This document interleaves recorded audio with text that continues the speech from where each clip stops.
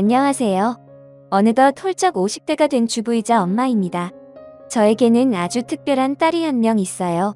세상 어떤 아이가 부모에게 특별하지 않겠냐마는 저희 딸은 제가 가슴으로 품은 아이라 저에겐 너무나 특별하고 소중한 존재입니다. 그 존재만으로도 특별하고 소중한 아이가 한참 힘들었던 시절에 제 인생까지 바꿔줬던 일이 있었는데 요즘 훌쩍 커버린 딸을 보며 왠지 모르게 옛 생각이 납니다. 저는 결혼 전엔 결혼에는 별 관심이 없고 그저 작은 카페를 운영하는 평범한 사람이었어요. 그러다 단골로 남편을 만나게 되었고 그게 인연이 되어 결혼까지 하게 되었는데요. 저도 남편도 이미 30을 훌쩍 넘기고 하는 결혼이라 양가에서는 다른 건 따질 것도 없다며 하루라도 빨리 식을 올리길 바라셨어요. 그리고 다행히도 양쪽 집안 형편이나 저와 남편의 수입이 크게 다르지 않아서 결혼을 준비하는 동안 크게 부딪힐 일도 없었는데 워낙 시부모님 두 분 모두 성격이 좋으신 분들이라 저는 결혼하고 살면서도 시집살이 같은 건 모르고 살았어요. 하지만 그렇게 모든 것이 다 좋으면 너무 감사하겠지만 사람 사는 인생이 어디 그럴 수 있나요? 그렇게 모든 것이 좋았던 결혼 생활에도 상대하기 싫은 시댁 식구가 딱 한 명 있었고 그 사람은 바로 남편보다 4살 많은 누나이자 저의 형님이었네요. 게다가 형님은 시댁 식구들 중 누구도 그런 사람이 없는데 유독 허영심과 욕심이 많았고 그래서인지 저와 처음 만났을 때도 첫인상이 참 별로였는데요. 그도 그럴게 초면임에도 조심성이라고는 하나도 없이 노골적인 질문을 저에게 퍼부었어요. 저기 그쪽 부모님은 집에 재산이 얼마나 있어? 설마 빚은 없으시지? 네? 글쎄요. 재산은 정확히는 잘 모르지만 두 분 노후 자금 정도는 이미 마련하신 걸로 알고요. 빚은 제가 알기로는 없어요. 아마 있어도 지금 사는 아파트 대출금 정도일 텐데 그것도 이제 끝날 시기가 다 됐고요. 아, 그래? 그 아파트는 혹시 어디에 있는 아파트야? 대단지 아파트지? 그럼 팔면 돈이 좀 되긴 하겠다. 아, 오해는 하지 마. 우리 부모님이 워낙에 그런 질문을 못하는 편이라서 내가 대신 물어보는 거야. 결혼은 1년지 대사잖아. 그래서 하는 말인데 우리 예비 올케는 시집 올 때 얼마나 들고 올 거야? 네? 얼마라뇨? 아우 답답해. 결혼 자금으로 얼마 들고 올 거냐고. 예단이나 혼수는? 설마 둘이 대충 하기로 한 거 아니지? 그게 벌써 어머님이 예단은 기분만 하자고 하셨고 혼수는 저희 쓸 것만 간소하게 하라고 하셨는데요. 이것 봐. 우리 엄마라는 사람이 원래 그렇다니까? 원래 시어머니면 좀 노골적으로 굴어도 되는데. 그럼 다 됐고? 예단 준비할 때 설마 내 건 없는 거 아니지? 내가 남동생 결혼한 친구들한테 물어봤거든. 대부분 만만하게 명품백이나 명품 코트 정도 받는 것 같더라. 나도 그 정도만 받을게. 저는 형님의 그 말이 참 황당했어요. 사실 예단 준비하면서 형님에게 따로 뭘 사줘야 한다는 건 금시초문이었거든요. 게다가 그 뒤에도 형님은 저에게 계속 대놓고 돈에 관련된 질문만 해대는데 속으로 저 사람은 뭐지? 라는 생각을 여러 번 했었네요. 그리고 저는 당연하게 고민할 수밖에 없었어요. 남편과 시부모님은 너무 좋았지만 형님이란 여자가 너무 이상하니 그로 인한 시집살이를 하는 건 아닐까? 솔직히 좀 두렵더라고요. 그래서 남편에게 형님에 대한 제 마음을 솔직하게 말했고 남편은 자기 누나 때문에 다 된 결혼이 엎어질까? 걱정이 되었는지 명품 선물 받을 날만 기다리는 형님에게 기대도 하지 말라며 못을 박았고 그 뒤부터는 알아서 자기가 중간 역할을 잘 해주었는데요. 저는 그 모습에 비로소 안심이 되어 예정대로 남편과 결혼을 할 수 있었어요. 그렇게 결혼한 저는 시부모님의 예쁨을 아주 많이 받았어요. 형편이 조금만 더 좋았다면 딸 하나를 더 갖고 싶었다던 시부모님이라 그런 저를 꼭 막내딸처럼 대해주셨거든요.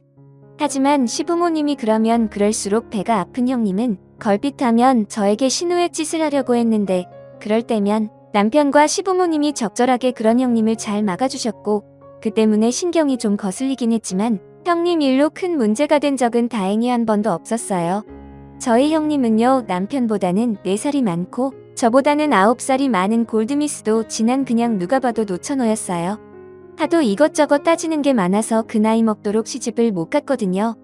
하지만 무슨 자신감인지 결혼은 절대 포기하지 않았는데 그러다 한 번은 저에게 소개해줄 남자가 없는지 물었어요. 올케 주변엔 능력 있고 생긴 것도 훌륭한 그런 남자 없어? 형님, 그런 남자 있었으면 제가 시집 갔죠. 어머, 지금 올케 나한테 농담하는 거야? 내 동생이면 올케한테 차고 넘치지. 보기랑 다르게 올케 욕심이 많구나. 저는 속으로 내가 아무리 욕심이 많아도 너보다 더 많겠니? 라고 생각했어요.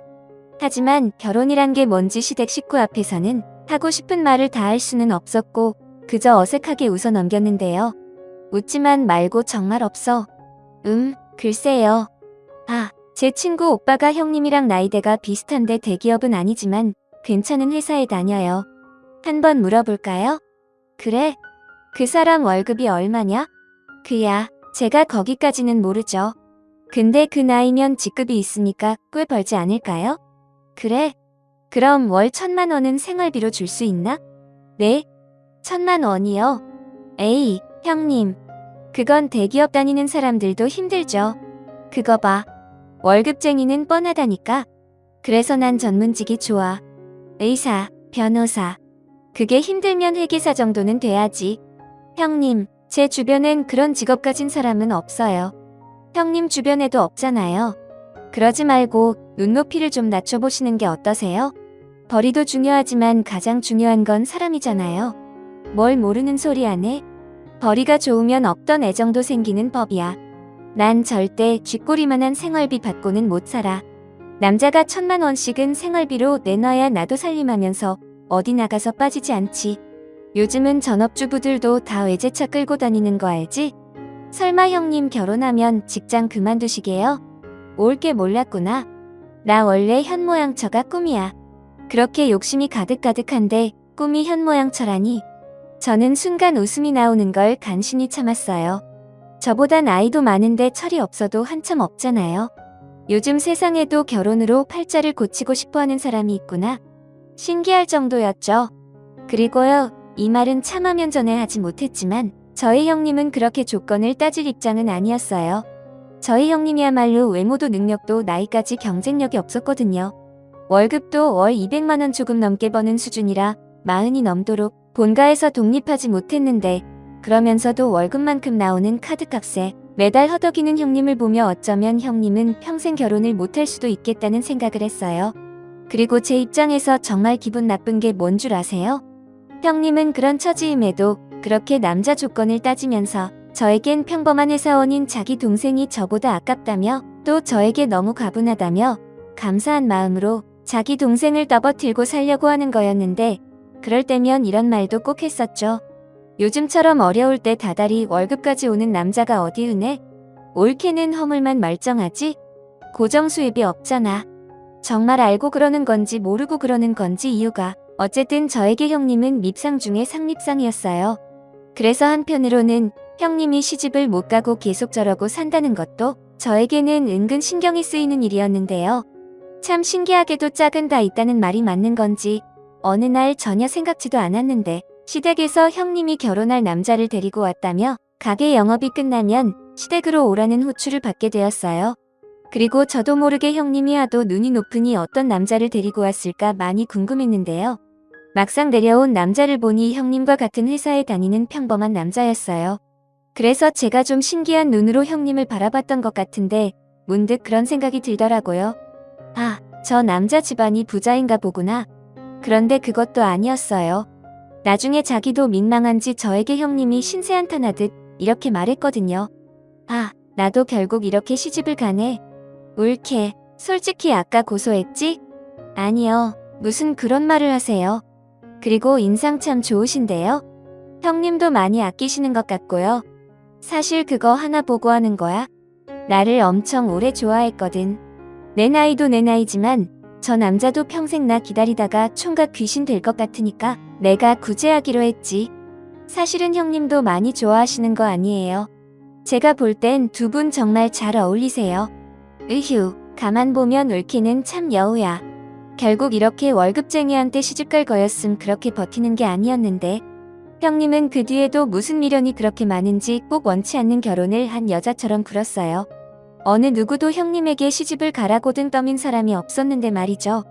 하지만 무슨 복인지 형님과 결혼할 뿐인 나이가 많다는 것 빼고는 참 좋은 사람이었는데 그렇게 좋은 사람도 형님이라는 욕심 많은 여자와 함께 사는 건 어려운 일인지 결혼 후 형님은 부부싸움을 했다는 이유로 시댁과 저희 집에 자주 오곤 했어요. 올케, 미안한데 나 여기서 며칠만 지내다 갈게. 네? 하루도 아니고 며칠이나요? 왜요? 이번에도 싸우셨어요? 말도 마. 결혼 전에는 그렇게 내 말이면 오케이라고 하더니 무슨 남자가 결혼했다고 그렇게 싹 바뀌냐? 그래요? 그렇게 안 보이시던데. 울케가 잘 몰라서 그래. 그리고 내가 말을 안 해서 그렇지. 우리는 뭐 하나 맞는 게 없어. 그러니까 이렇게 맨날 싸우지. 이제 엄마도 싸우면 집에 오지 말래. 그래도 두 분이 잘 풀어가셔야죠. 저도 그이랑 결혼 초에는 엄청 싸웠어요. 각자 살던 방식이 다르니까 어쩌면 싸우는 건 자연스러운 일이죠. 그리고 그렇게 맞춰가시는 거니까 두 분이 잘 이야기해보세요. 이렇게 자꾸 집 나오신다고 해도 문제가 해결되는 건 아니잖아요. 됐어. 말이 통해야 대화를 하지. 있잖아, 울케. 우리 남편은 남자면서 야망이 없어. 사람이라면 당연히 좋은 집에 좋은 차 타고 싶은 게 맞지 않아? 그런데 그 사람은 소박해도 너무 소박해. 그러니 대화를 해도 답이 없지. 아, 그런 문제셨구나. 하긴 중요한 문제긴 하네요. 그치? 아, 나는 정말 어쩌다 이러고 사는지 요즘은 답답해서 속이 터져. 그리고 있잖아. 우리 시댁에서 우리가 나이가 많으니까 아이 걱정을 많이 하시거든. 그런데 산부인과 다녀왔더니 정자가 영 시원치 않아. 이러다가는 애도 못 갖겠어. 울케는 늦게 결혼해도 결혼하고 바로 애가 졌잖아. 그건 사람의 힘으로 되는 건 아니고요. 나도 알아. 근데 짜증나고 답답한 걸 어떡해. 그럼 내가 하자는 대로라도 좀 하든가. 울케, 나 그냥 이혼할까? 형님은 나름 꽤 심각한 고민을 하는 것처럼 보였어요. 가뜩이나 결혼하면서 신혼집을 곧 죽어도 대단지 아파트에 가고 싶어 했는데 여건상 그것도 못해서 결혼을 계속 청약에 도전하고 있었거든요. 근데 아주버님이 그 아파트 당첨되면 뭐해? 그 대출금 갚느라 자기랑 나 고생만 할 텐데 우리 그냥 이 집에서 만족하고 사는 게 더 낫지 않을까? 라고 하셔서 형님 속이 뒤집힌 날도 있었어요. 게다가 결혼하면 당장이라도 직장은 그만두고 싶다던 형님이었는데 그마저도 한푼이 아쉬워 직장 생활을 계속하고 있었으니 어쩌면 형님은 결혼 후 만족도가 떨어질 수밖에 없었을 거예요. 그래서 저희 남편을 포함한 시댁 식구들은 형님이 금방이라도 더는 못 산다고 이혼할 것 같아 불안해했는데 그래도 부부 사이는 알 수 없다고 그렇게 매일같이 싸웠지만 점차 그 횟수가 줄었고 잘 사는지 잠잠했는데요. 그렇게 1년이 넘어 제가 아들을 출산하고 100일이 넘어갈 즈음 남편에게서 뜻밖의 말을 듣게 됐어요. 우리 누나가 남의 애를 잘 키울 수 있을지 모르겠어. 그냥 애 없이 둘이 잘 살면 될 텐데. 에이, 그건 아니지. 애를 원하지 않으면 모를까? 그렇게 쉽게 말할 수 있는 건 아니잖아. 우리도 봐. 몸은 힘들어도 우리 아들 낳고 얼마나 행복해. 그야 우리는 우리니까. 근데 우리 누나는 자기 자식도 잘 키울 수 있을지 불안한데 하물며 남의 자식을 정말 잘 키울 수 있을지 불안해. 너무 그렇게 생각하지 마. 원래 여자는 모성애라는 게 있잖아. 아이 키우면서 형님도 예전하고 많이 달라지실 거야. 솔직히요, 저도 남편과 비슷한 마음이긴 했어요. 하지만 큰 결심을 하신 만큼 형님이 꼭 예전보다는 더 성숙해지길 진심으로 바랬는데 그것도 나중에 알았지만 저의 부질없는 희망사항이었어요. 그리고요, 몇 달 후 형님이 입양한 조카를 식구들에게 소개하겠다며 자리를 마련했는데 놀랍게도 형님이 입양한 아이가 생각보다 나이가 있는 7살 여자아이였어요. 보통 입양할 때 보면 신생아는 아니더라도 아기를 입양하는데 정말 의외라고 생각했죠. 그리고 듣기로 저 정도 나이가 있으면 입양 가기가 힘들다고 하는데 그 순간은 형님이 정말 달리 보였어요. 조금 오바해서 존경심까지 생기더라고요. 형님, 저는 정말 놀랐어요. 대단하세요. 보통은 많이 어린 아기를 입양할 텐데 말도 마 친구들이 왜 다 큰 애를 입양하냐고 얼마나 왈가왈부를 하는지 지들이 키워줄 것도 아니면서 말이 많더라고 보통은 그렇게 생각하죠. 저도 당연히 저희 아들이랑 비슷한 아기일 거라고 생각했거든요. 내가 올케를 보니까 갓난애는 너무 힘들 것 같더라. 잠도 못 자고 맨날 안고 있어야 하잖아. 난 절대 못해. 아, 그거였어요. 저는 입양의 기회가 잘 없는 큰아이를 일부러 선택한 줄 알았는데 실상은 자기가 힘들 것 같아서 수월한 큰아이를 선택한 거더라고요. 하지만 이유가 어쨌든 형님의 선택으로 저는 조카가 생겼고 조카는 눈치를 좀 보는 것이 안타까웠지만 예의도 바르고 야무진 아이였어요. 원래 제가 아들도 좋지만 딸을 갖고 싶었거든요. 그래서 저는 조카 아이가 반갑고 왠지 모르게 정해갔어요. 그렇게 아이를 입양한 형님들은 몇 달 뒤 좋은 소식이 들려왔는데 시어머니 말씀으로 그렇게 바라던 청력에 당첨이 되었다고 하셨어요. 결국 형님은 아이도 갖고 원하는 아파트까지 가지게 된 건데 이쯤이면 모든 게 형님이 원하는 대로 흘러가는 것처럼 보였어요. 그런데 그렇게 이젠 걱정할 것이 없어 보이는 딸이었는데 시어머니는 뭐가 자꾸 마음에 쓰이는지 한숨을 쉬는 날이 늘었고 꼭 아파트 계약금 같은 금전적인 것이 마음이 쓰여 그러신가 저도 슬슬 걱정이 되었는데요.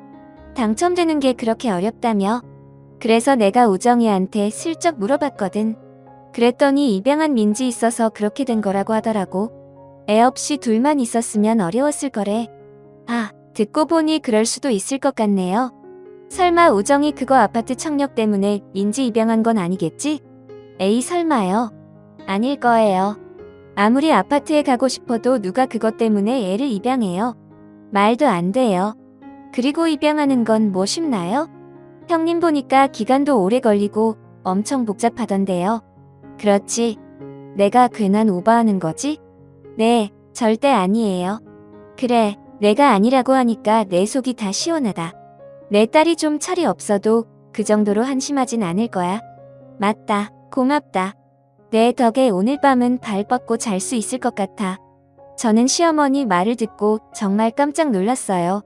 아무리 저희 형님이 욕심이 많다고 해도 사람이라면 그게 할 짓은 아니잖아요. 제가 비록 형님을 별로 좋아하지 않지만 그건 정말 아닐 거라고 믿어 의심치 않았어요.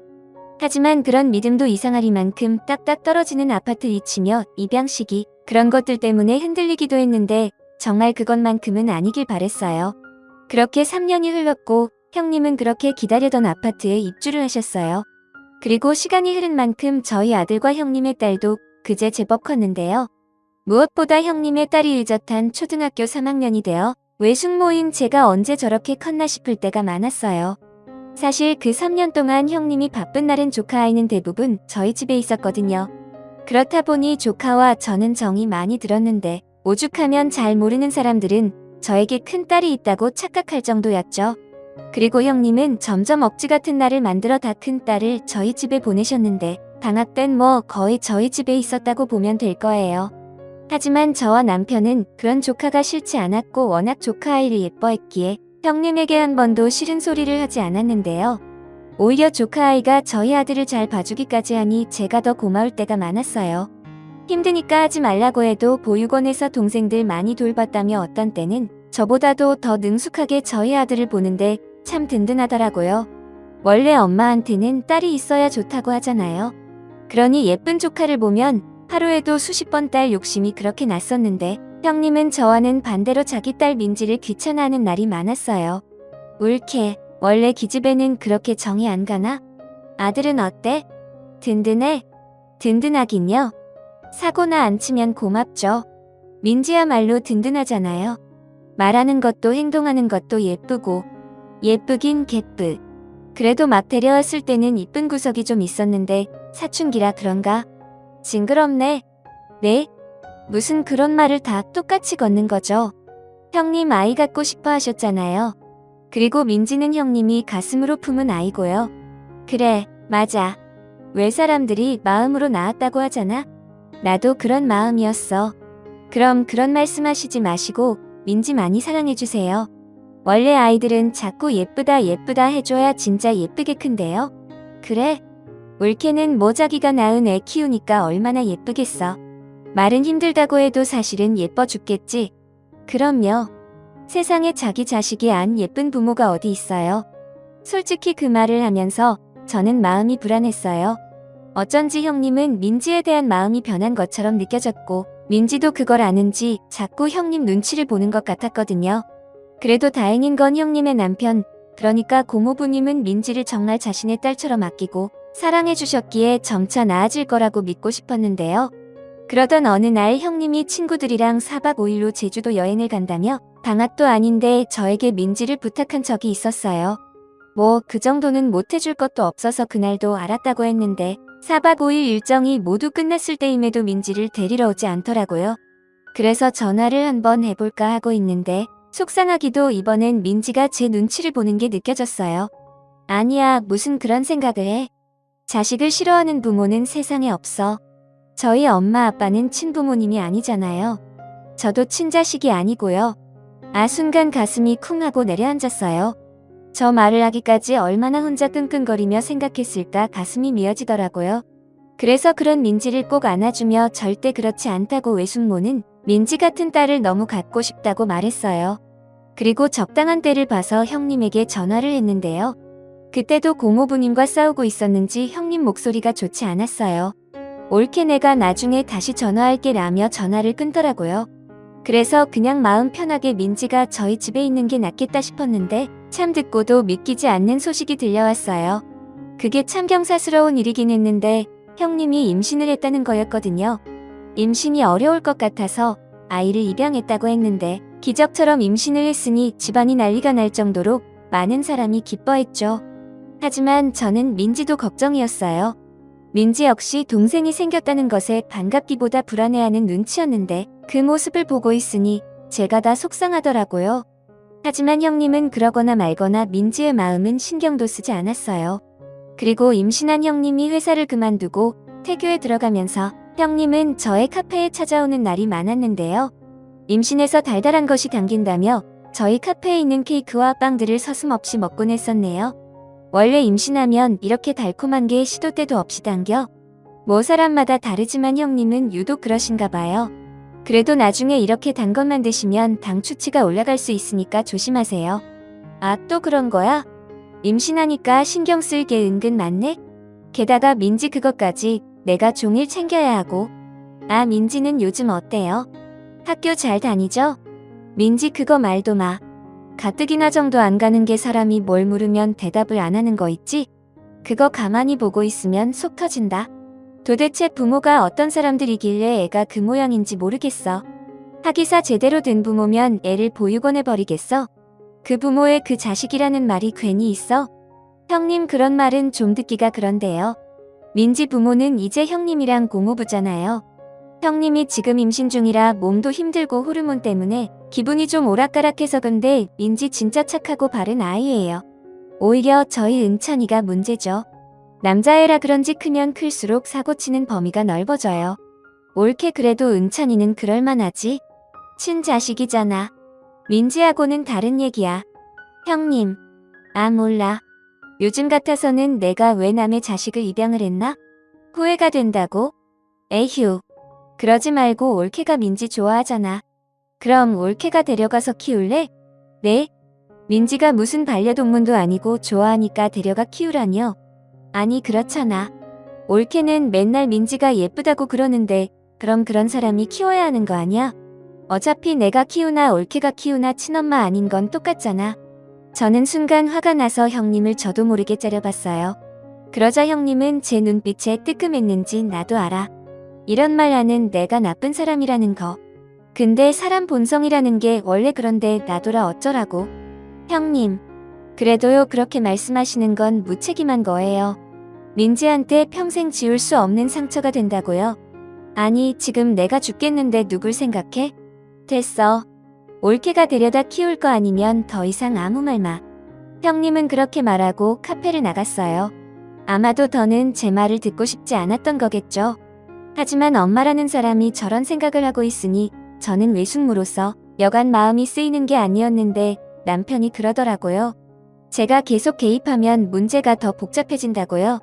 그럼 자기 말은 형님이 민지한테 상처 주는 소리를 해도 그냥 보고만 있으라고? 나도 자기 마음 알아. 근데 민지 엄마는 자기가 아니고 우리 누나잖아. 레형도 있고. 저 과정을 넘겨야 진짜 가족이 되는 거 아니겠어? 자꾸 자기가 중간에서 개입하면 우리 누나 성격에 파양 소리 나오지. 뭐? 파양. 저는 파양이란 말에 누군가에게 뒤통수를 맞은 듯한 충격을 받았어요. 그리고 남편 말대로 그런 일이 생길까? 형님을 만나도 민지 얘기는 하지 않게 되었는데요. 그렇게 출산을 한 형님은 자기를 똑 닮은 딸을 낳았는데 처음 하는 육아에 정신없이 지내는지 아이 100일 때 얼굴을 본 뒤로 한참 동안 얼굴을 보지 못했어요. 그러는 사이 중간중간 민지가 잘 지내는지 궁금한 저였지만 형님에게 또 빌미를 주는 것 같아 참았는데 그러던 어느 날 설마 했던 일이 정말로 일어났고 그건 신우가 결국 민지를 파양했다는 소식이었어요. 그 말이 어찌나 충격적인지 저는 다음날 아이를 유치원에 보내자마자 카페가 아닌 형님을 만나러 갔어요. 마치 따지러 간 사람처럼요. 뭐야 아침 대바람부터? 형님 민지 파양했다는 게 정말이에요? 아 그거? 도저히 내 깜냥으로는 안 되는 일이더라고. 그럼 어떡해? 민지를 생각해서라도 일찌감치 다른 부모 찾게 길을 열어줘야 하지 않겠어? 민지가 지금 몇 살인데 그런 말을 하세요? 형님도 다 아시잖아요. 나이 먹을수록 입양 기회 없다는 거. 그래 근데 원래 민지는 내가 데려올 때부터 나이는 다른 애들에 비해 많았어. 그럼 잠깐이라도 부모가 있었으니 오히려 다른 애들보다 나은 기억으로 사는 거 아니야? 뭐가 나은 기억인데요? 파양당했다는 상처만 남겠죠? 옳게 지금 되게 이상한 거 알아? 내가 입양한 아이 내가 파양했다는데 옳게가 무슨 상관이야? 그러게 내가 민지 그거 데려다가 키우라고 했잖아. 그때는 싫다고 하더니 왜 이제 와서 뒷뚝인데? 지금 그걸 말이라고 하세요? 아무리 친자식이 생겼다고 하지만 그렇다고 애를 다시 보내요? 그럼 어떡해? 나는 내 자식 키우느라 바빠 죽겠는데. 그리고 애가 둘이면 돈 들어갈 일이 얼마나 많은 줄 알아? 옳게는 애 하나잖아. 근데 민지 그건 이제 곧 있으면 중학생이고. 그럼 그 돈은? 전에는 몰랐어. 애 키우는데 그렇게 돈이 많이 드는지도 몰랐고 또 내 자식 낳으니까 남의 자식 밑으로 들어가는 돈이 그렇게 아깝다는 것도 몰랐어. 옳게도 생각해봐. 그 돈이면 내 자식 조금 더 좋은 거 해줄 수 있는데 그 돈이 안 아깝겠어? 형님, 시끄러워. 내가 옳게 윗사람이야. 잔소리하지 말고 좋은 말 할 때 가. 가뜩이란 새벽잠 설쳐서 피곤한데 도와주지 못할 망정. 왜 사람 염장을 질러? 저는 거의 내쫓기다시피 형님 집에서 나왔어요. 그리고 집으로 돌아가는 내내 민지 생각이 나서 울고 말았는데요. 외숙모이자 어른으로서 지켜주지 못한 미안함이 저를 너무 힘들게 했어요. 그리고 큰 결심을 하기까지 굉장히 많은 고민을 하고 있을 때였는데 저녁, 그것도 늦은 저녁에 초인종이 울리더군요. 그리고는 현관문을 연 남편은 많이 놀랐는지 큰 소리로 저를 불렀어요. 그리고는 외숙모. 민지야, 너 여기 어떻게 왔어? 저는 놀라 한 걸음에 현관으로 갔는데 마음 아프게 아이는 맨발로 저희 집을 찾아왔더라고요. 신발은 어쩌고 이러고 왔어? 그게 저는 거기 있고 싶지 않아서 도망 나왔어요. 처음엔 집에 가려고 했는데 아무래도 거긴 민지는 차마 뒷말을 잊지 못했어요. 하지만 전 알았죠. 민지가 하지 못한 그 말을 이미 들은 것처럼 다 알 수가 있더라고요. 그래서 그냥 민지를 제 품에 꼭 안았어요. 잘 왔다고 외숙모도 보고 싶었다고요. 그랬더니 다 컸다고 생각한 민지가 제 품에서 그제야 엉엉 소리를 내며 울었어요. 얼마나 마음이 아팠고 또 얼마나 참았을까? 저도 울었어요. 그러니 저희 아들도 또 제 남편도 눈물이 터지고 말았는데 그렇게 저는 민지를 조카가 아닌 딸로 품기로 마음을 먹었어요. 사실 그 고민을 하고 있었거든요. 그래서 민지를 정식으로 저희 딸로 입양하기 전에 형님에게 이 사실을 말했는데 형님은 그러거나 말거나라며 제 말을 들으려 하지도 않았고 저 역시 민지를 형님과 만나게 하지 않겠다는 다짐으로 그 복잡한 입양 절차를 모두 마쳤답니다. 워낙 같은 집 사람에게 파양이 된 거라 보육원에서는 제가 민지를 입양하는 것을 반기지 않았어요. 아이에게 상처가 될 거라고요. 하지만 그 누구보다 민지가 제 딸이 되는 것을 원했고 그렇게 저와 민지는 서로가 서로를 간절히 원해 모녀의 연을 맺게 되었는데요. 형님은 그렇게 말은 했지만 캥기는 마음이 있었는지 아직 돌도 되지 않은 아이를 데리고 좋은 환경에서 애를 키우겠다며 캐나다로 이민을 가버렸어요. 뭐 저와 민지에게는 고마운 일이었죠. 그렇게 정식으로 가족이 된 민지는 전에 없던 밝은 아이가 되었어요. 시부모님도 당신 딸이 한 짓이 있으니 민지에게 늘 미안한 마음이셨고 그래서인지 다달이 저에게 민지 교육비에 보태라며 얼마의 돈을 주셨는데 처음엔 거절할까 하다가 민지가 이 사실을 알면 더 나을 것 같아서 저는 그 돈을 받고 민지가 다니고 싶어 하던 피아노 학원을 보내줬어요. 민지야, 피아노 학원은 할머니, 할아버지가 보내주시는 거야? 엄마가 말했지? 응, 너무 감사해요. 맞아, 우리 민지 그러니까 열심히 배워. 그리고 잊지 마. 엄마는 물론이고 우리 가족 모두 민지 너를 사랑해, 알지? 저는 민지를 데리고 와서 6개월 정도는 늘 그렇게 사랑한다는 말을 달고 살았던 것 같아요. 그리고 그렇게 사랑으로 키우니 민지는 완전 다른 아이가 되어 제가 바라던 친구 같은 딸이 되어줬어요. 같이 쇼핑도 하고 영화도 보고 아들만 있는 엄마들이 저를 부러워하는데 제 어깨가 으쓱하더라고요. 그렇게 민지는 저에겐 없어서는 안 될 소중한 딸이 되어갔어요. 그리고 민지가 제가 모녀의 인연을 맺은 지 4년이 되어갈 즈음 뜻밖의 연락을 받게 되었는데요. 민지가 생활하던 보육원에서 걸려온 전화였어요. 그리고 민지의 조부모님이 찾아왔다며 민지를 만나고 싶어 한다는 말을 듣게 되었어요. 그때까지 민지의 진짜 가족이 나타날 수 있다는 생각을 왜 한 번도 하지 않았는지 그야말로 충격을 받고 말았죠. 하지만 아이에겐 참 잘된 일이었기에 저는 이젠 중학생이 된 민지에게 이 사실을 조심스럽게 전달했어요. 민지는 생각을 좀 해보겠다고 하더니 바로 다음날 아침에 조부모님을 만나고 싶다고 했어요. 그렇게 다시 보육원을 찾은 저희 부부와 민지는 정말 떨리는 마음으로 민지의 조부모님을 뵙게 되었고 그제야 비로소 민지의 사연을 들을 수 있게 됐어요. 네가 민진이 할애비다. 이렇게 많이 컸구나. 미안하다. 너무 늦어서 미안해. 할미야, 네가 여기 있는 줄도 모르고 여지껏 살았다. 우리가 죄인이야. 민지의 조부모님은 민지를 보자마자 우시면서 그렇게 민지의 손을 잡고 말씀하셨어요. 그리고 민지는 그 모습이 조금 얼떨떨한지 계속 저만 쳐다봤는데 제가 고개를 끄덕이니 이내 대견하게도 이런 말을 하기 시작하더군요. 할머니, 할아버지, 저는 괜찮아요. 저는 지금 너무 행복하게 잘 살고 있어요. 저희 엄마 아빠가 저를 정말 많이 사랑해 주시거든요. 그래, 그게 정말이니 우린 네가 입양도 가지 못하고 내내 널 낳아준 부모를 원망하고 살까봐 무서웠다. 근데 이렇게 잘 크고 있었다니 정말 고맙습니다. 이 은혜를 어찌 갚아야 할지 모르겠어요. 민지의 조부모님은 이내 저희 부부에게 다가와 무릎을 꿇고 연신 고개를 숙이셨어요. 그래서 저와 남편은 똑같이 무릎을 꿇고 아니라며 예쁘고 착한 딸을 만나게 해주셔서 오히려 감사했다고 했는데요. 그리고 정말 궁금했던 민지가 왜 보육원에 오게 됐는지 그 사정도 모두 듣게 됐어요. 사실 따지고 보면 모두 제 탓입니다. 제가 민지 부모를 반대했어요. 부모의 욕심이었죠. 그저 아들이 더 좋은 여자를 만나 느면하는 마음이었는데 제가 또 반대를 하니까 그냥 지들끼리 식도 올리지 않고 혼인신고만 하고 살아는 모양입니다. 그러다 민지가 생겼고 애가 생겨느니 둘이 일을 많이 한 모양인데 같이 건물 유리를 닦는 일을 했던 것 같아요. 그러다 둘이 똑같이 사고가 있었어요. 그 사실을 나중에 알았는데 민지가 있었다는 건 더 늦게 알았어요. 근데 하도 지은 죄가 커서 그런지 이제 와서 민지를 찾을 용기가 나지 않더군요. 사실 그때는 찾으면 금방 찾을 수 있을 거라고 생각했거든요. 근데 그게 생각보다 참 오래 걸려버요. 제가 죄를 낳는다고 정말 두 분에게도 죄송하고 또 감사합니다. 아닙니다. 저희는 한 게 없어요. 민지가 워낙 빠르고 예쁜 아이라서요. 그런데 실례지만 민지를 데려가실 생각이신 건지 여쭤봐도 될까요? 사실 저는요, 민지가 진짜 가족을 만난 건 정말 다행이라고 생각하면서도 한편으로는 친딸처럼 키운 민지를 저분들에게 보내야 할까 봐 두려웠어요. 그래서 떨리는 마음으로 질문을 했는데 저희야 당연히 그러고 싶죠. 하지만 민지의 마음이 가장 중요한 거라고 생각합니다.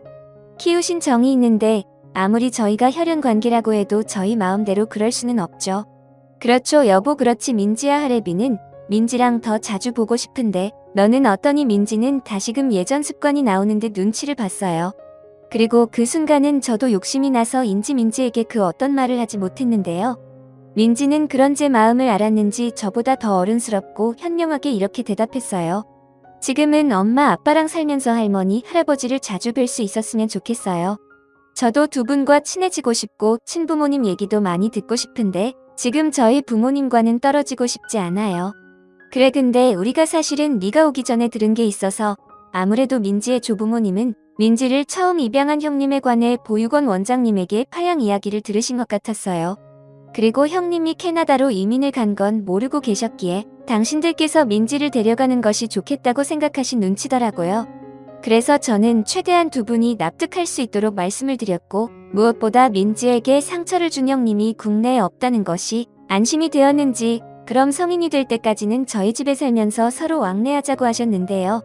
그러면서 성의 표시를 하고 싶으시다며 저에게 한눈에 봐도 두둑해 보이는 봉투를 건네셨어요. 이거 저희 마음입니다. 아니에요, 이런 거 받을 수 없어요. 그래도 받아주세요. 이걸 받으면 제가 그동안 민지를 키운 게 진심이 아닌 것 같아서 싫습니다. 나중에 우리 민지 시집할 때 그때 민지한테 주세요. 그 전까지는 그냥 지금처럼 저희 부부가 똑같이 키우고 싶어요. 그건 아니죠. 애 키우는데 요즘 그렇게 돈이 많이 든다던데. 그러지 마시고 같이 키운다는 마음으로 받아주세요. 그래야 이 노인네가 평생의 마음의 짐을 덜 수 있습니다. 저는 끝까지 받고 싶지 않았지만 어쩔 수 없이 받을 수밖에 없었어요. 그리고 절대 그 돈은 쓰지 않겠다고 다짐하고 또 다짐했는데 사람의 일이라는 게 정말 마음처럼은 되지 않는 건지 때도 얄궂게 일이 터지고 말았어요. 평소 경기가 나빠 남편의 회사가 힘들다는 말을 듣긴 했지만 그렇게 순식간에 부도가 나고 남편이 실직하게 될 줄은 꿈에도 몰랐거든요. 게다가 설상가상으로 제가 운영하는 카페도 임대 보증금을 2배나 올려달라고 건물주가 무리한 요구를 하는데 눈앞이 캄캄했어요. 그래서 당장 집을 줄여 이사를 가고 그 돈으로 남편과 저 둘이 식당이라도 해야 하지 않을까. 저희 부부는 밤마다 그렇게 심각한 상의를 했는데 민지가 새벽에 했던 저희의 대화를 어쩌다가 들은 모양이었어요. 그리고 며칠 뒤 제가 운영하는 카페로 먼저 봤던 민지의 할아버님이 찾아오셨는데요. 민지에게 들었다면서 저에게 문서 하나를 건네주시더라고요. 이게 뭔가요? 크진 않는데 내가 삼각 건물이 있어요. 마침 계약이 끝난 가게가 있어서 거기를 민지 엄마한테 주고 싶어서요. 네, 저한테요. 싫어요. 괜찮습니다. 사정 다 들었습니다.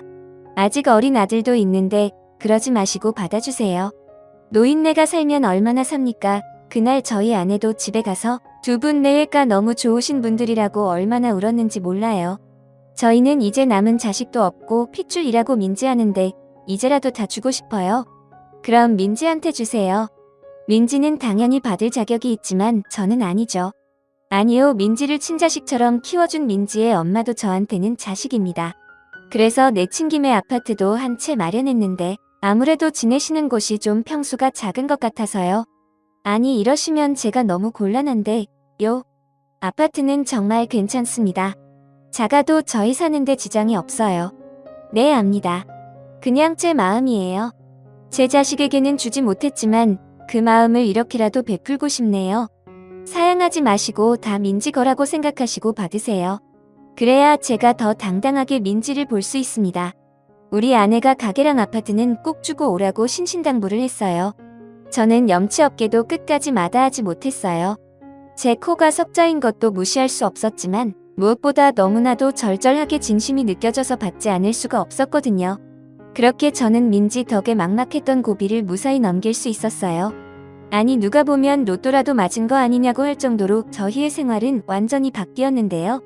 민지 할아버님이 와서 장사를 하라고 주신 가게는 제가 운영하던 카페에 비하면 커도 너무 컸어요. 게다가 자리도 너무 좋아서 장사도 정말 잘 됐는데요. 남편과 함께 카페를 운영하는 건데 또 예전에 둘이 벌었던 수입의 몇 배를 한 달에 벌 수 있었죠.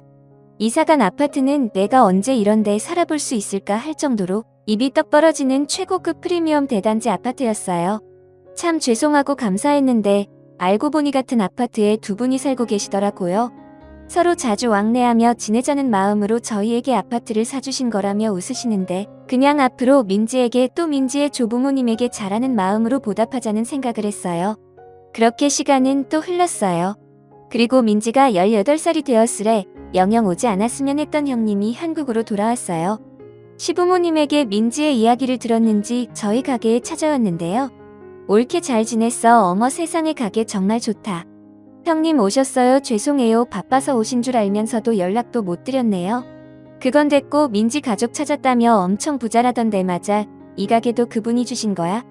그리고 또 뭐 받았어? 네, 그게 근데 왜 궁금하세요? 왜긴 원래 엄마는 나였잖아. 사실은 이게 다 원래 내 건데 내가 안 궁금하겠어? 형님 민지 정 안 간다고 파회한 거 벌써 잊으셨어요. 그래놓고 제가 뭐 받았는지는 궁금하시고요. 옳게 말이 좀 심하다. 나도 사람인데 당연히 후회했지. 내가 왜 캐나다까지 갔는데 민지 보기 미안해서 그런 거야? 나도 내가 잘못한 거 안다고. 그리고 솔직히 몇 번이고 민지 다시 데리고 오고 싶었어. 키운 정이 있잖아. 이제 와서요. 형님 정말 낯짝도 두껍네요. 왜 제가 뭐 좀 많이 받은 거 같으니 배가 아프세요? 어디서 무슨 소리를 들었는지 모르지만 민지 조부모님도 형님이 민지한테 한 짓 다 알고 계세요. 괜히 나서지 마시고 조용히 계시라고요. 뭐야, 지금 말 다 했어. 왜 민지 팔아서 돈 버니까 눈이 도냐? 누나 지금 남의 가게에서 왜 큰소리야 눈돈 사람은 이 사람이 아니라 누나잖아. 막말로 누나가 민지 그렇게 하지 않았으면 우리가 민지 입양했겠어. 친자식 생겼다고 버릴 땐 언제고 이제 와서 왜 이래 제발 부끄러운 줄 알아라. 누나 한국 온 거 나 민지가 몰랐으면 좋겠어. 민지 이제 우리 딸이고 난 우리 딸 마음 아픈 거 못 봐. 하 웃겨. 언제부터 민지가 니들 딸이야 됐고 나 민지랑 민지 조부모님 만나게 해줘. 형님 됐고 그냥 만나게만 해달라고. 형님은 그렇게 막무가내로 민지와 민지 조부모님을 만나겠다고 떼를 썼어요. 그리고 남편은 민지는 안 되고 조부모님과는 만나게 해준다며 형님을 데리고 민지 할아버님이 운영하는 사무실을 찾아갔는데 사실 제가 하도 걱정이 돼서 민지 할머니께 형님이 곧 할아버님을 뵈러 간다고 말씀을 드렸거든요. 그리고 걱정이 돼서 직원에게 가게를 맡기고 저도 뒤따라갔는데 안내를 받고 도착한 사무실 안에서는 어디서 그런 괴력이 나오신 건지 민지 할머니가 형님의 머리채를 잡고 계셨어요. 내가 죽기 전에 니년 얼굴을 꼭 보고 싶었다. 어디 감히 내 손녀한테 그런 상처를 줘. 니가 그러고도 사람이야. 오늘 너랑 나랑 같이 죽자. 이 할망구가 뭘 먹고 이렇게 힘이 세야. 너는 왜 보고만 있어. 이 할망구 좀 어떻게 해봐. 왜 누나가 만나게 해달라며 난 원하는 대로 해줬는데 무슨 문제 있어. 여보 그만해. 그러다 사람 잡겠네. 아닙니다. 계속 하시라고 하세요. 저희 누나는 좀 혼나야 합니다. 그리고 걱정하실까봐 미리 말씀드린 민지는 절대 저 사람 만날 일 없게 할 거예요. 민지가 괜찮다고 해도 제가 절대 못 만나게 할 겁니다. 그건 걱정하지 마세요. 참 다행이었어요. 그리고 민지를 걱정하고 사랑하는 사람이 저 말고도 이렇게 많다는 것이 정말 뿌듯했는데 그날 그렇게 후되게 당한 형님은 무슨 억하심정인지 나중엔 저희 부부에게 민지를 만나게 해준 대가를 내놓으라며 인간 말종짓을 했어요. 결국 저희 부부는 형님과 연을 끊기로 했고 시부모님도 아무리 당신을 딸이지만 한심하다며 다시 보지 말자고 집에서 내쫓았다. 고 하셨는데요. 나중에 알고 보니 형님이 갑자기 한국에 혼자 돌아온 이유가 따로 있었어요. 글쎄 형님은 캐나다에서 돈 많은 남자를 꼬셔 남편을 갈아치우려고 수작을 부리다 그걸 제대로 걸려서 이혼을 당했더라고요. 가뜩이나 욕심도 많고 인성도 별로인 형님과 사는 것이 힘들었던 아주버님이었는데 이번엔 아주 단단히 마음을 먹은 것 같았어요. 그래서 애는 당신이 키운다며 형님을 빈털터리로 내쫓은 것 같은데 지푸라기라도 잡고 싶은 심정은 알겠으나 엄한 곳에 쏟아서 결국 가족들에게 외면을 받는 신세가 된 거예요. 그러게 왜 그렇게 인생을 한심하게 사는지 보는 제가 정말 답답합니다. 저런 사람도 나중엔 정신을 차리는 날이 오기는 할까요?